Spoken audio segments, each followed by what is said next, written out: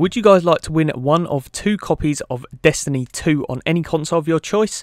Leave a like on this video, subscribe if you guys are new around here, and check the Gleam link in the description below.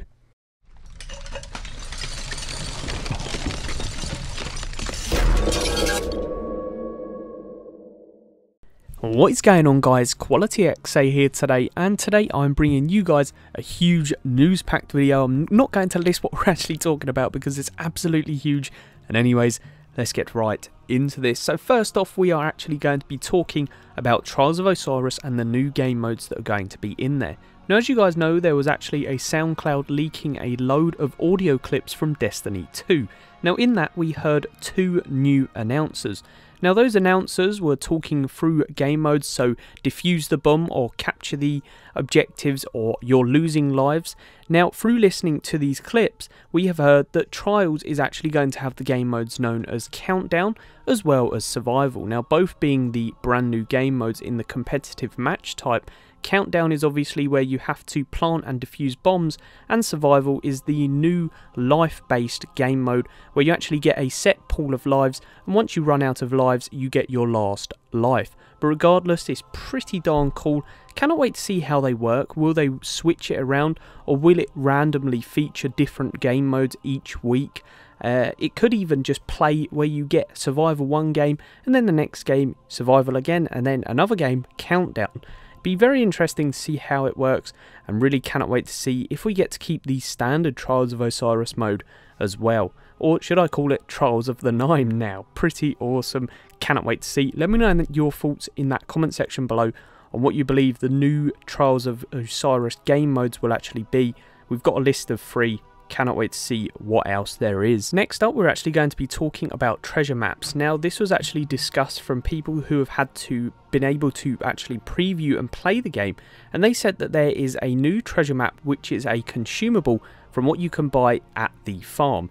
Now these actually last for 4 hours, and like I said, they are a consumable, and what they do is they widen your minimap to actually find treasure chests and all loot faster, and you'll be able to see it. It's a lot better than having just obviously the standard map, but you'll have to buy this to actually find different treasure. Now I don't know if these treasure maps actually up your loot from when you open chests. It'll be very interesting to see if they do that, but they work similar to how the ghosts do when you had an upgrade on them and you saw things such as more relic eye and all of that good stuff, and you'll be able to detect it faster.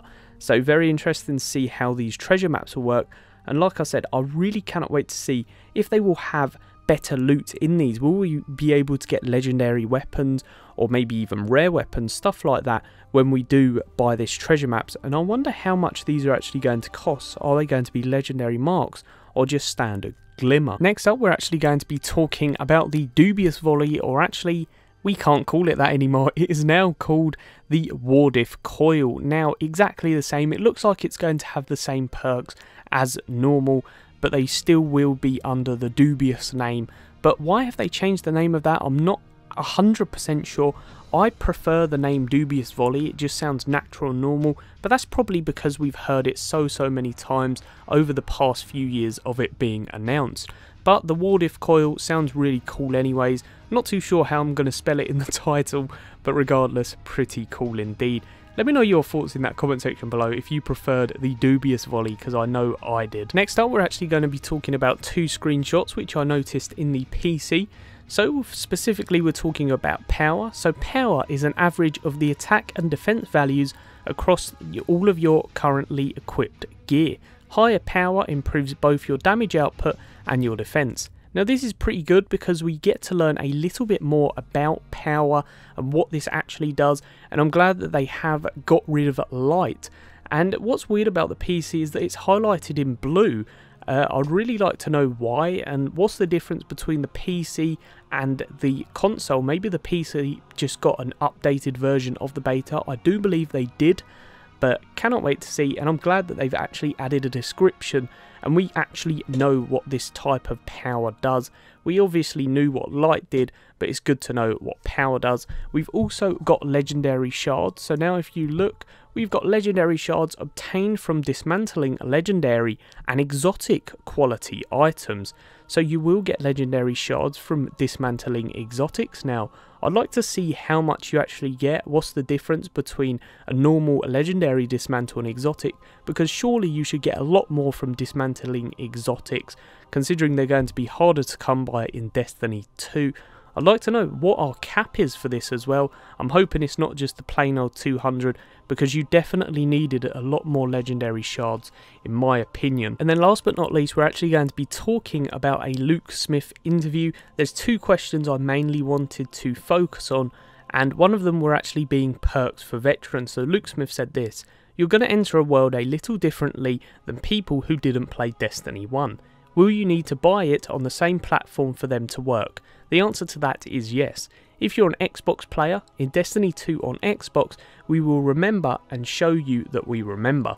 So it does look like if you guys are playing on the same console, so if you had Destiny 1 on the Xbox One, and then you've bought Destiny 2 on the Xbox One, you will get additional veteran rewards.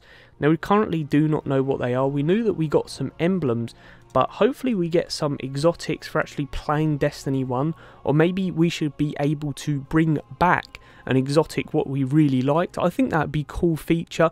As you guys know, some of the exotics are coming back. It would be really cool if we could get to choose one of our exotics from our armory to bring forward.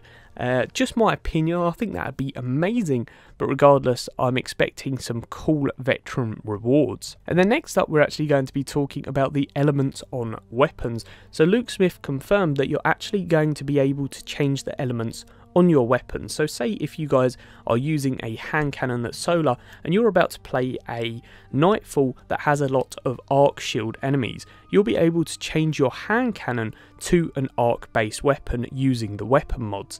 It's really cool and a really great feature. I can see obviously a lot of people using this, because you're just going to have to. Imagine going into a Nightfall with a load of solar enemies with a Void class setup. It just won't work as effective as what it would with a solar setup. But regardless, it's a really cool feature, and I'm glad you'll still be able to use your guns with the same or a different mod that per se. So really cannot wait to see how that works.